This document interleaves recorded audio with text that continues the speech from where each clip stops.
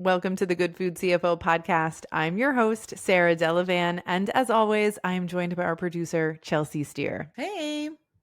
Today on the podcast, Chelsea, we're sharing my conversation with Kathy Guzmán Galloway. She is an accomplished brand strategist, a consumer packaged goods industry veteran, and a brand positioning expert who actually joined us to talk about some of our recent news items and her take on them from the strategist perspective, which was really fun. Yeah, it's fascinating to hear her take. Yeah.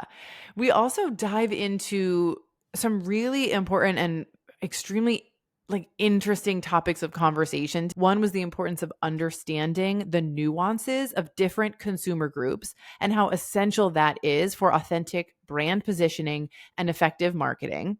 We also talked about how to recognize the strategic importance of understanding diversity in the market. Kathy gives some really great examples of this and how different cultural groups and community groups use the same product in different ways, which I think is really insightful and helpful in kind of really understanding what she's talking about. And we also talk about implementing brand positioning holistically across all aspects of your business and what that really means, especially through the lens of diversity and inclusion, right? So it's such an interesting episode.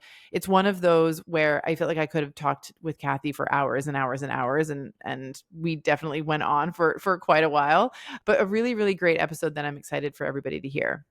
Yeah, really high energy. So I can't wait for the listeners to hear that. But before we get to it, I want to kick things off, Sarah.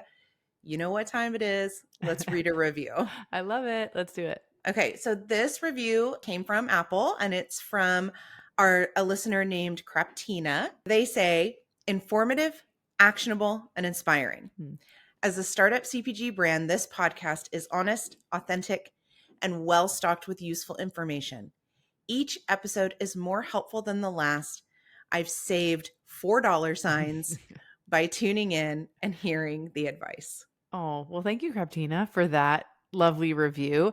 As we said in the last episode, reviews are not only nice to hear because it helps us know that we're on the right path and providing valuable information and insights for people, but it also helps us to move closer to our goal of reaching more founders. And so every review and every rating helps us become more discoverable on podcast platforms. So thank you so much for that review.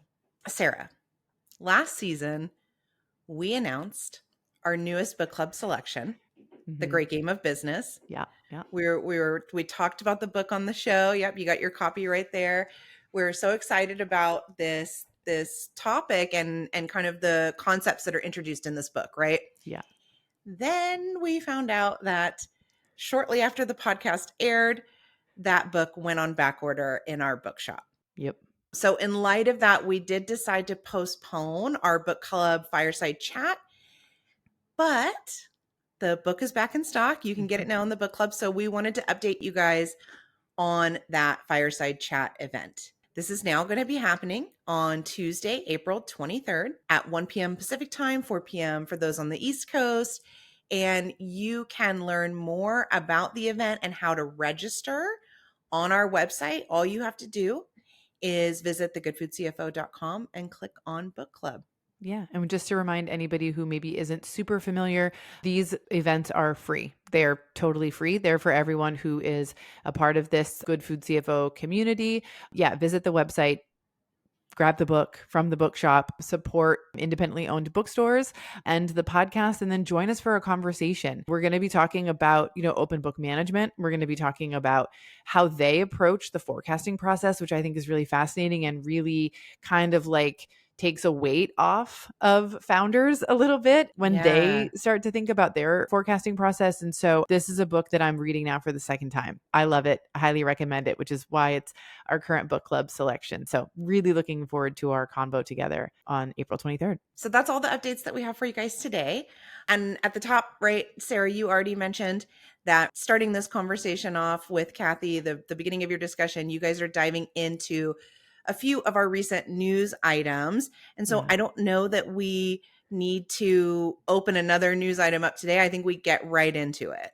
I agree with you. What I want to say is that Kathy, right before we recorded the podcast, emailed and said, "Hey, I've been listening to your episodes and there are some news items that I really want to talk about." So you might remember the salad and go conversation that we had. She has some thoughts about that she shares, and then another news story as well. And what I think is really cool, as I mentioned earlier, is that Kathy has 20 years of CPG experience. She's helped hundreds of organizations to increase their revenue and decrease risk, right, by clarifying their brand positioning. And it's so cool to have sort of a brand positioning and brand strategy voice commenting on these news articles, in addition to what we've shared. So without further ado, let's dive into it, guys. I'm super excited for you to hear. As a good food founder, do you ever feel like your work is done in a silo? Is it difficult to feel confident in your business and financial decisions because you don't have a sounding board? Well, in our weekly CFO office hours, you'll not only get the chance to work shoulder to shoulder with the Good Food CFO herself, Sarah Delavan, but also with a small group of your peers. Together, you can support each other through the work of building a business on your own terms. May passes are available now on our website. Just visit thegoodfoodcfo.com and click on services. And now back to the show. Hey, Kathy, welcome to the podcast. Hello. Thank you for having me. I'm excited to be here. So you reached out to us, which we always love when people learn about the podcast and reach out with a topic in mind. But it was really interesting. You came with some ideas based on some news pieces that we did. Yes. Chelsea and you were talking about some articles. These were two different episodes at the top of the episodes. In one episode, you were talking about the food industry executive article titled Facing Less Tolerance for Price Increases. And then the other article was on CNBC, Sweet Green wants to be the McDonald's of his generation, which turned out to actually be about salad and go, not so much about Sweet Green. I thought it just was really impactful conversation the two of you were having, in that both cases led you right back to the idea of brand positioning and ensuring that your brand, your message, and literally everything you do in the most holistic way is coming right back to that brand positioning.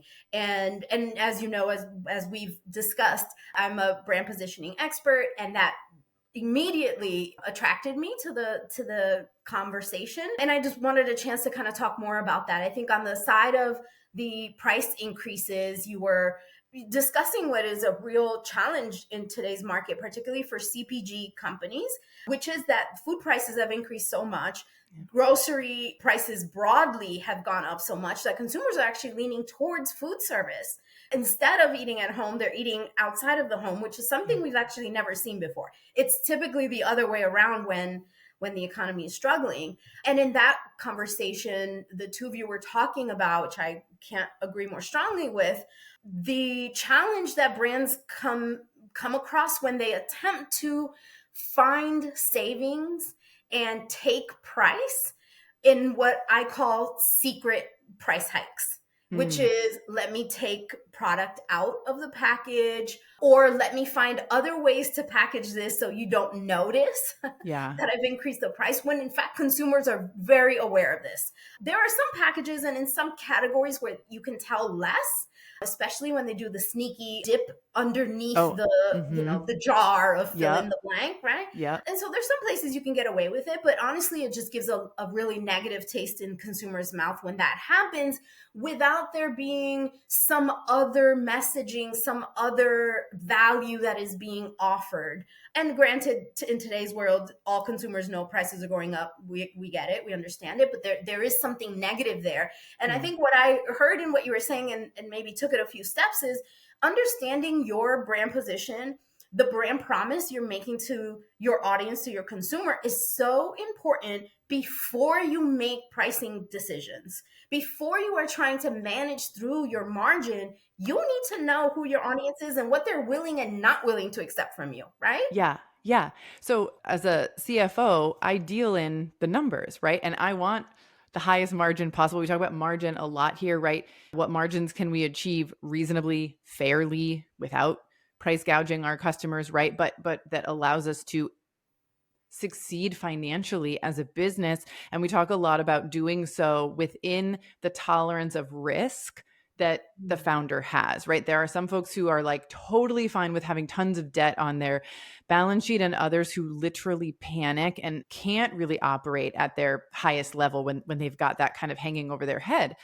And so despite me being a margin person, when I'm talking to a founder one-on-one, or individuals who work for a brand, I will pull in a brand strategist, or I will pull in, some expert in the field of identifying their target audience, their target consumer, and getting to understand that. Because I can say all day, your price should be $10 on the shelf from a financial perspective.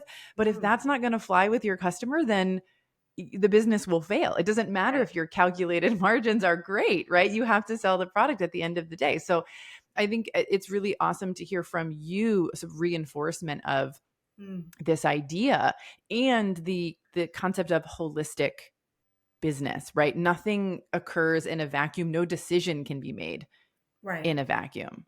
Yeah. Yeah. And I appreciate the audience you speak to, and the large majority of my clients who are thinking about business differently than the big conglomerates are, which actually in many of your episodes you refer to, hey, like, I get it, we can learn from them, but then we also need to pivot in the way that's right.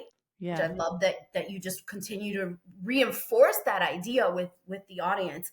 And to me, what that means is the consumer needs to get value. We need to deliver what they need, but we also need value. Yeah. That is really what is behind an equitable system of give and take. And really what, people like to complain about capitalism. It's the worst thing in the world. It's actually not. It's the people behind it that are the problem. Yeah. It's not capitalism. It's that we've lost the part of an equal distribution of this value that doesn't need to look the same, but it has to have some sort of equality to it, right? If we're giving this value to the consumer, we also earn that right to be paid and rewarded for that.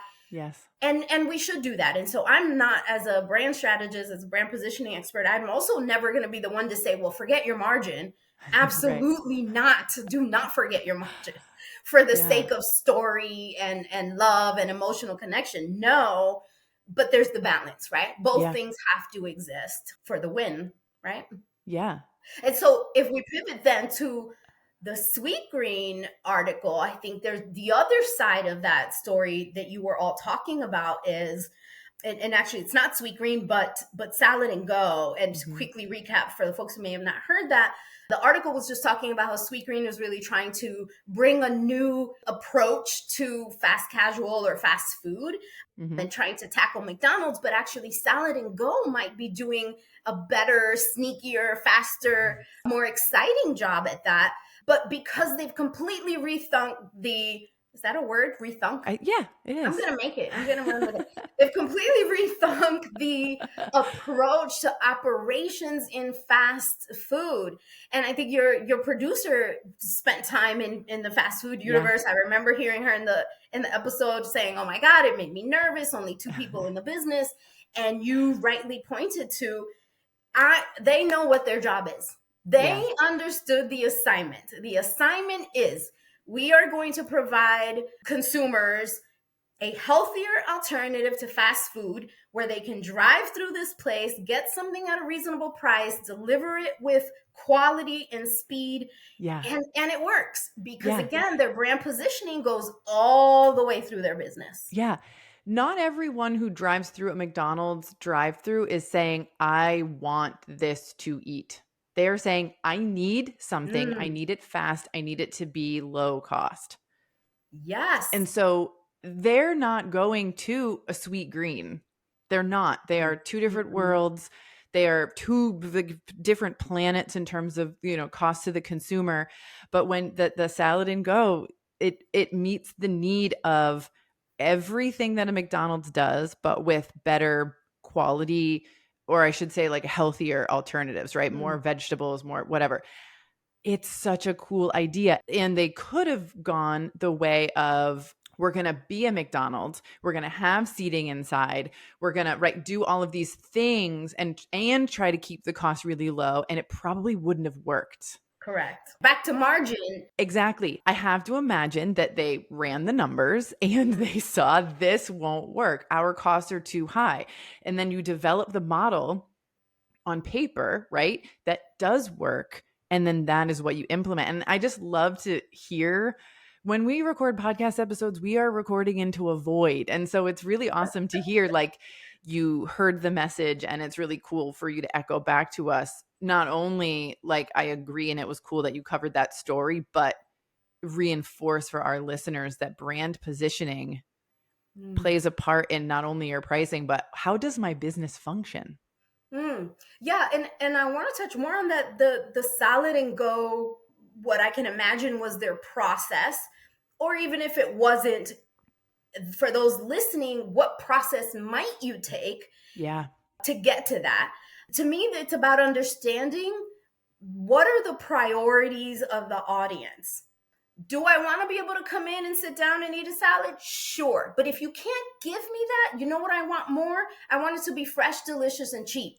Yeah. So great. Let me cut quote unquote the fat so that I can deliver on the priorities.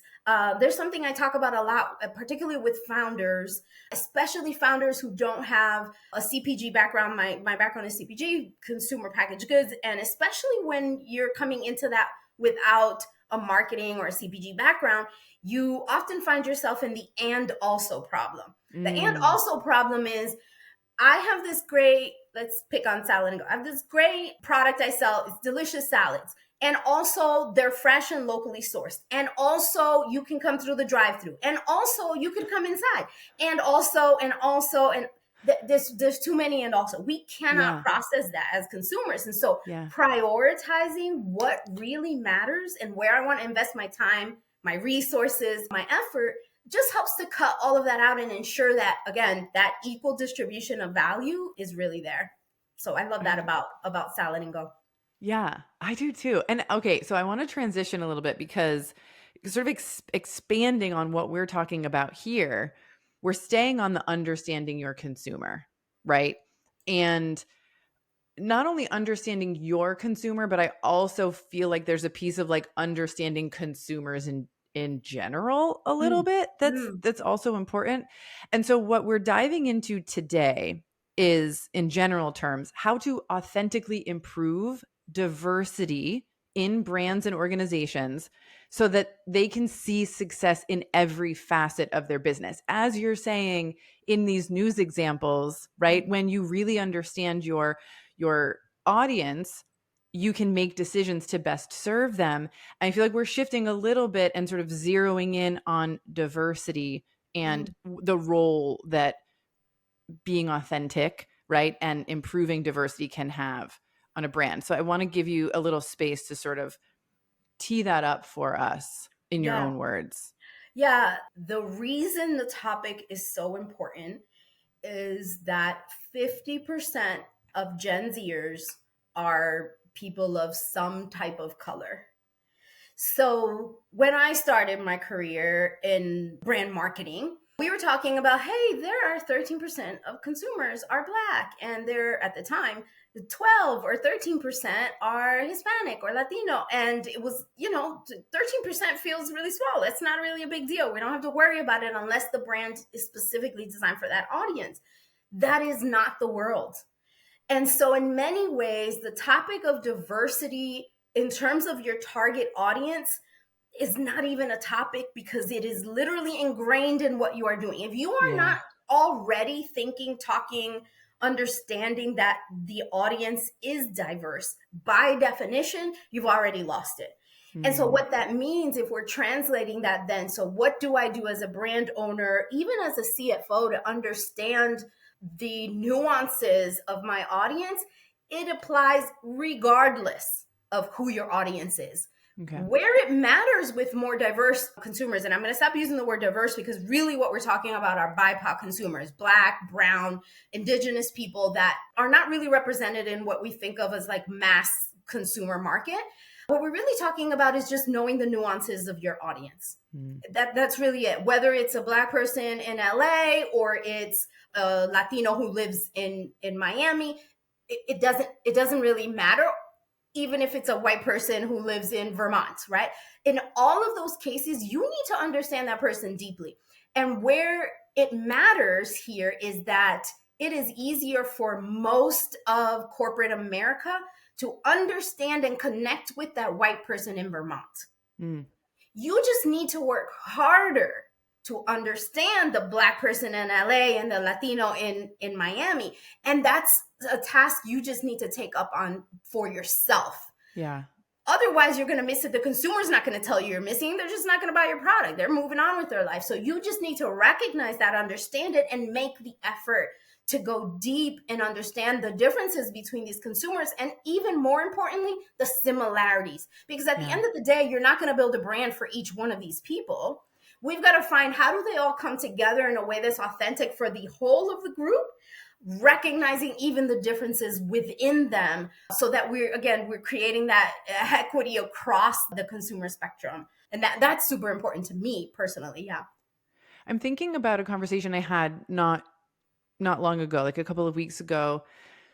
Had a client meeting with their brand strategist, and we were considering launching a new product line for various reasons. But the topic of like, who is the consumer came up, right? Who is the audience? And it was, a female. They were, busy, likely a mom. So not a lot of time, but want to create special moments and et cetera, without going too far into the thing. The part I want to zero in on is female, mom, busy, right? How do we go from that, which I feel like is what we're taught as far as like identifying that person at one of our avatars? Like, how do we go from that to understanding the diversity?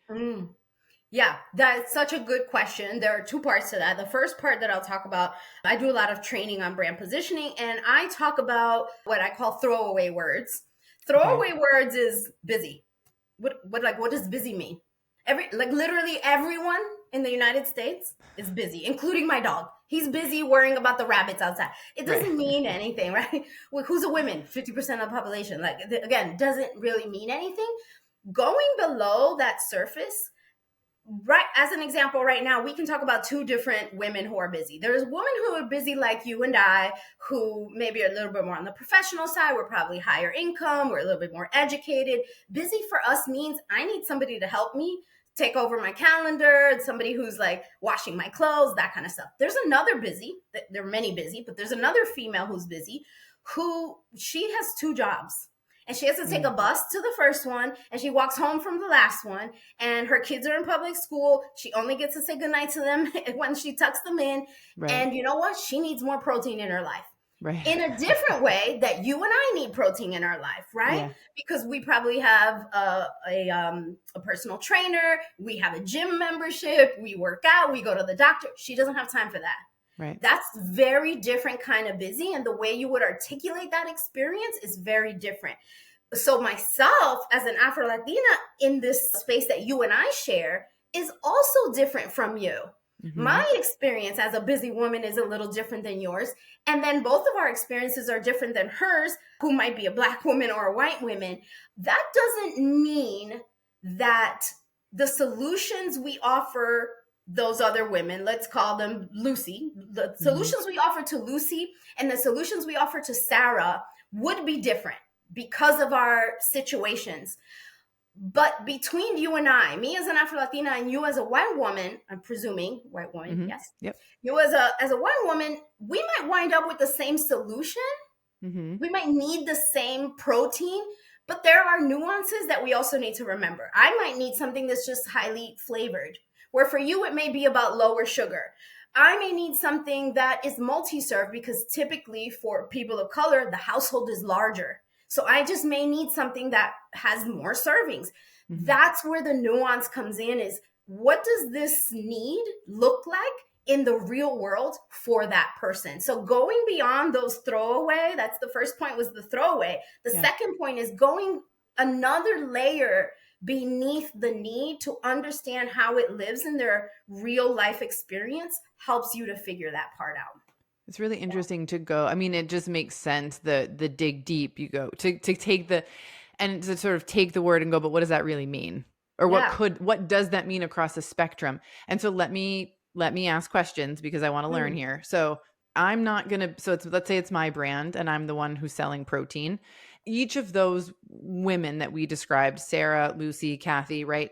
It sounds like they're not all my target audience. I can't necessarily serve all of them because I won't all of their needs with what I have to offer.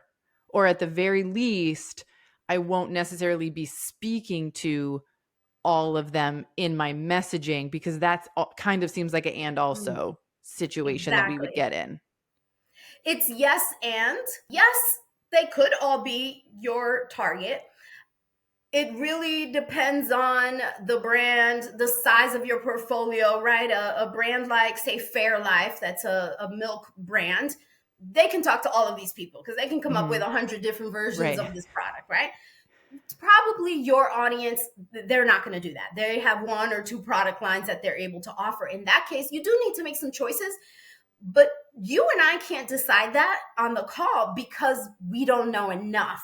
That's where you got to continue to ask the questions. And ultimately, this is a tricky thing in brand positioning, is that you want the size to be large, but you also want it to be small, right? Yeah. There's a midpoint between the whole entire world and, developing something for only 1 million people. And like, that doesn't make sense financially, right? I'm having this thought of like, this might be extremely obvious to everybody. And I suppose it was obvious to me as well, but I'm just now going, hold on a second.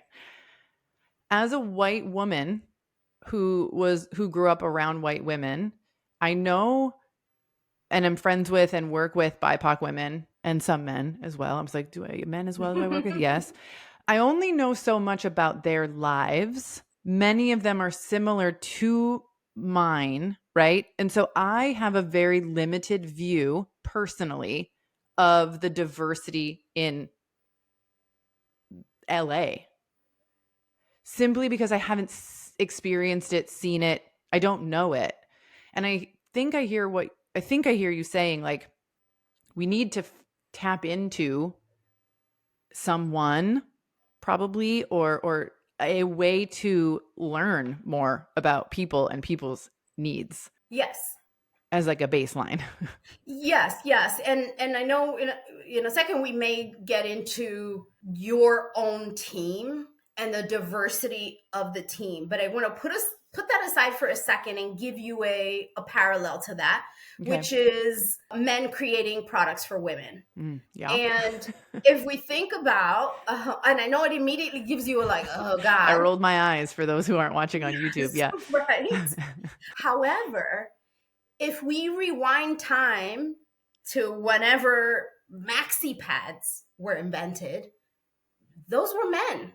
There were some men out there who said, hey, there seems to be a market. We should solve this problem. Men decided to invest in it. Men decided to develop it, do the R&D, execute it, develop a beautiful brand, and all this messaging, put it out into the marketplace that now has tremendous equity. The way they were able to do that is the way that anyone who is not diverse, yourself included, can do that for their own brand, which is, we need to understand these people. We got to go and do research. We got to go find out, how do women take care of their monthly cycle when there isn't a pad? What is it to have a rag, to use a rag to do that, right? Like, someone had to spend the time to learn that in depth when there weren't a lot of, maybe they had one or two women, and honestly, a lot of brand teams, they have one or two people of color. That may not even be a Black person. It could be an Asian person. It could be an immigrant. Like, this person should never be asked to represent the voice of everyone else.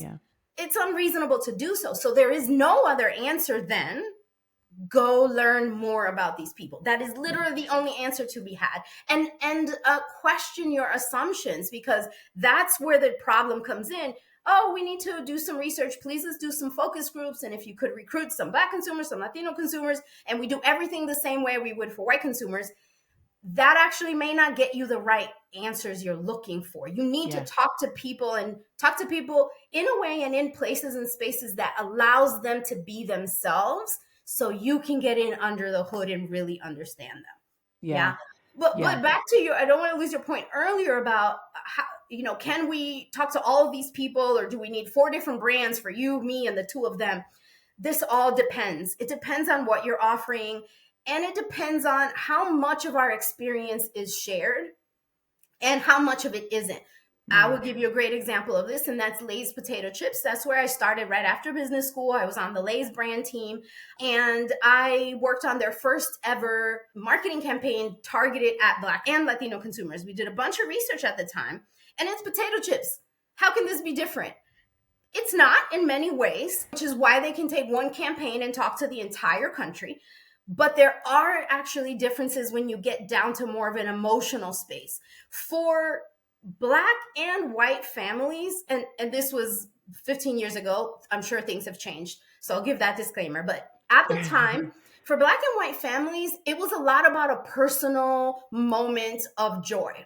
The brand's essence is about joy and having that one little small moment of joy, whether it's lunch or otherwise.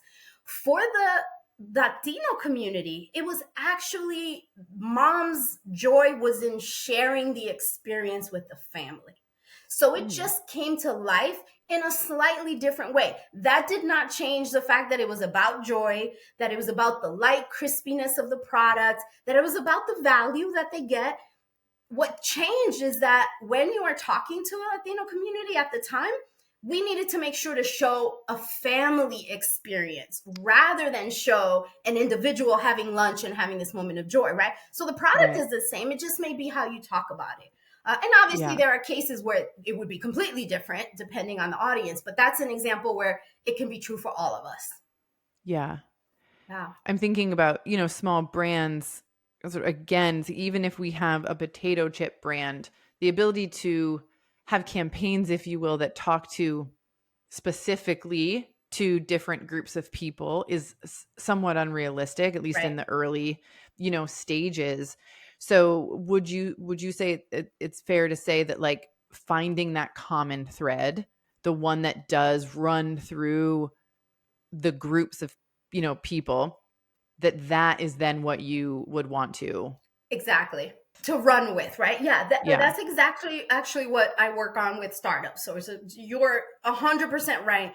You, as a startup, as a founder, you really don't have the luxury of like segmentation and having multiple audience and tiered communication. Like, you're never going to do that for years to come. And so this is also where the throwaway words are a problem, because throwaway words make the audience too large, which makes your messaging inefficient. And instead of the throwaway words, the more richer, nuanced language helps you find those commonalities. So if you are a potato chip brand, at this point, there are literally 1,000 potato chip brands in the market. You've got to find that one differentiator. Let's say your potato chip brand is all about spiciness and about level of spice, say like your Takis, for example, right? Then for you, it's about finding who cares about spiciness. And guess what? The majority of those people are going to be people of color, because there's a lot of spice in our space. And you're not really going to get into really deep communication with that audience. But guess where it matters is in your formulation, is in doing your proper taste testing. It's also in your value equation and how you price your product in the marketplace. It's about the channels that you're in. So it's not always just about what's the message, but it's about understanding all the implications of who these people are and what it means, right? Yeah. I think that's so good that you went there, because we've been talking about messaging and thinking about messaging sort of in terms of what are we saying?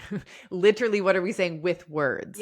Right? What's going on social media? What's going on our website? Who sort of in our mind are we talking to about our brand? And you really took it, like that salad and go example, through the company. So you went, what's our flavor formulation? What is our price point? Okay, if this is our price point and this is our flavor formulation, are our cogs in line with what they need to be to make that price, right, and formulation work for us? What is the bag size, right, based on when these folks who are our audience are eating these things? You don't need a giant, you need a big bag of Takis if you're right? Sharing with the family. Mhm. But I know that like teenagers eat them like crazy, right? And a Ridiculous amounts. smaller bag is going to do, right? Like a Yeah. sort of that grab and go bag. So like thinking through all of those things, I think is such a great reconfirmation of this idea of finances affect every element of your business, and so does knowing your audience and knowing Right. your target consumers. Right. And one kind of feeds the other. It is not unheard of that you think you have an audience and you Mhm. hope to serve them and you run the numbers and you really look at the opportunity. I love the framework of design thinking, which is that you're thinking about the consumer. Is this desirable? You're thinking about whether I can actually produce this thing, like literally in the world, can I produce it, Yep. which is feasibility. But then the third bucket is viability. I Yep. can make money and the consumer is willing to pay the price, and my co-packer can make money and my distribution channel can make. Everyone needs to get Yep. value here. If those three Yep. pieces can come together, now I've got something. You might find that one of those buckets doesn't work. And if one of Yeah. those buckets doesn't work, you got to rethink. You Yeah. cannot succeed if one of those three things is not in order, right? Yeah. And I think what happens in some cases, I won't say all, but definitely in some cases, we create a product that we want as the founder, right? We craft it, we put it together, and then we price it based on what it costs and what that margin should be. And then we say, okay, based on this price, my target audience is this person, right? With this amount of spendable income, et cetera, et cetera. And there's a bit of a backwards way to do it, I think, or Very much. a unholistic way to do it, right? Because you've done it in quite a bit of a vacuum Yeah, when you take that approach. and it is the founder process, which in many ways gives them a leg up, that they themselves understand the competitive set because they themselves have tried to find this product in the world. I wish I had XYZ. Here's what I'm finding. I can't find the right thing. Great. I'm just going to make it myself. And presumably you're sharing that with your friends and your kind of your entire community, and then starting to get it out into the world, and you're getting that reinforcement. Yeah, we need this, we need this, we need this. And there's a lot of value in that, because that sort of organic approach to product development is what all the big CPG companies wish they could do. And instead they're like in a laboratory trying to come up with this thing and got to spend $500,000 to get to the same idea, right? That's all fantastic to come up with the idea. What those folks often lack that's really challenging for them, which is why your podcast and even all the services you offer to your audience is so valuable, they don't have that financial acumen to be able to fill those other two holes in the design thinking framework, right? I can get something that's really desirable. Great. I know how to do that. How is this technically viable? Can I even make this at a large scale? And can I make money at it? Those pieces, without having that, you really haven't accomplished anything other than you have a nice small business at farmer's market whenever you want to. You can't make that a national brand without the rest of the pieces, but you do have to start with a solution. And then the hard work is figuring out how to make it scalable, and it may not be.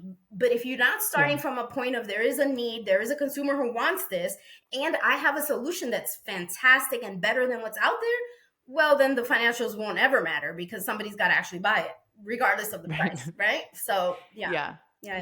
And I want to reiterate this point about why this specific topic about understanding, I'm going to use the word diversity here again, but understanding the diversity of your audience, because as you said, the census is reporting that 50% of those under the age of 18 are from a minority group. Right. And we don't have stats for people over 18, but you've already sort of implied the fact that like the numbers are going up, right? It's not the same as 15 years ago where 13% of the population are people of color. Like that has changed. That number has risen, and everyone needs solutions. Yeah. Right? As you said, everyone is busy.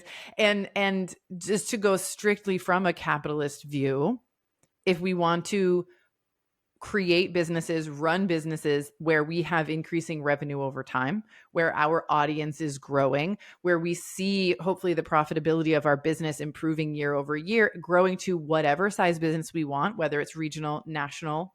We like to talk about building a business on your own terms in terms of size as well, but everyone needs to be considered and understood so that you're not losing out on a big percentage of the market, right? Like strategically, yes, this makes sense. This is important. And I also want to give the other side of that, because I think sometimes people will hear that and it makes them afraid. Like, oh my God, what am I going to do? How am I going to learn who all these people are and all these nuances and these details?